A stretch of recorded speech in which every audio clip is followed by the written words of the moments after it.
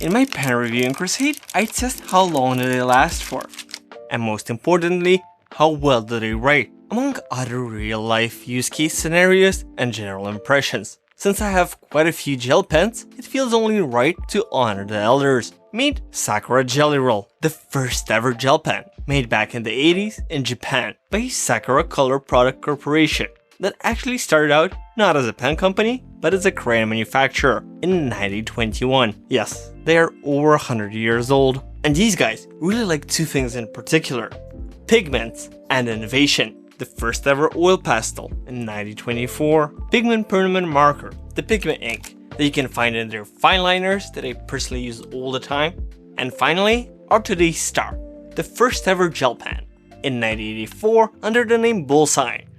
After a small rebrand for the Gaijin, it hit the US markets in 86 under the name we all know and love, Sakura Gelly Roll. They're still in the market all these years later, and many more companies have created their own gel pens. So what's so special? Gels use pigments rather than dyes, meaning they can have a lot more colors, and Sakura was expanding their offerings over the years to bring in metallics, sparkly, and even fluorescent. They even have a 74 pen gift set for sale. Imagine, every wedding invitation, not only handwritten, but in a different color.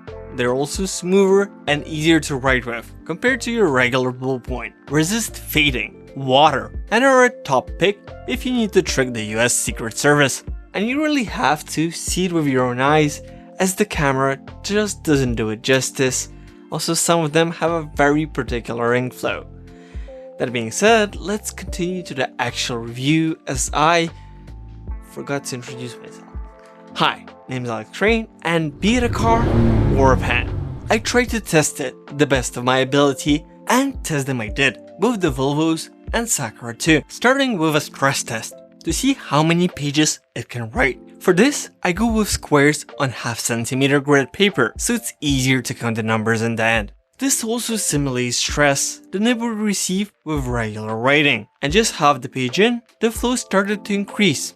Can be seen on the video. Not the best start, but too early to tell. So I took a much needed break, as each page takes around half an hour, and continued on. The second page didn't show any issues whatsoever.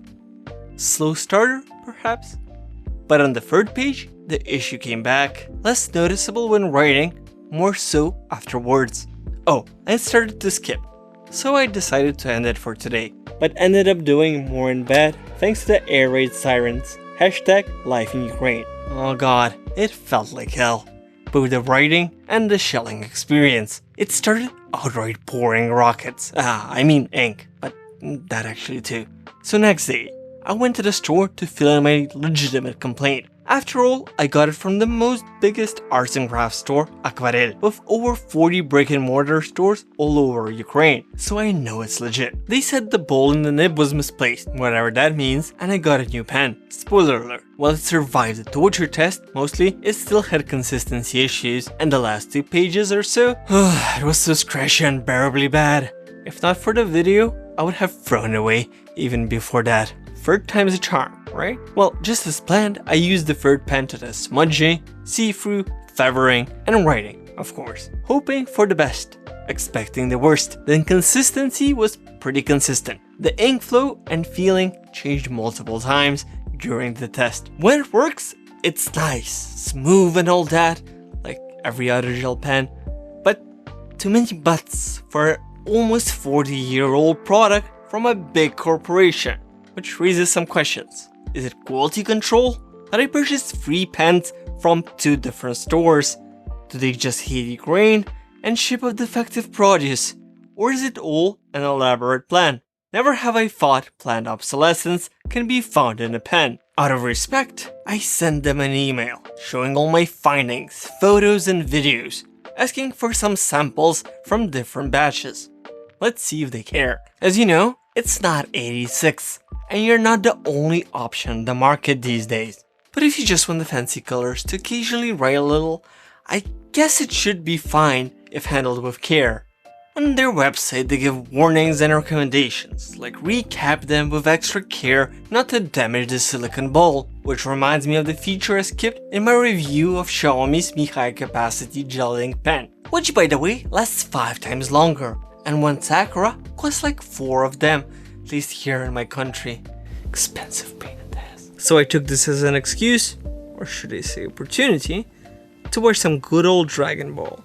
You see, Xiaomi has a spring built into the pen's nib that presses the ball against the opening to ensure a proper seal, effectively preventing ink leakage. They also promise that the pen will not dry out easily even if the cap is lost, which right now I am testing.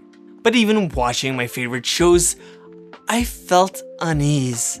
Like I'm missing something important. Something at the grip of my hands, which I couldn't really grasp. Till something finally clicked. Wait a second, retractable gel pens exist! Literally holding one in my hand. And it's permanently exposed to air. Sakura, maybe it's time to innovate again.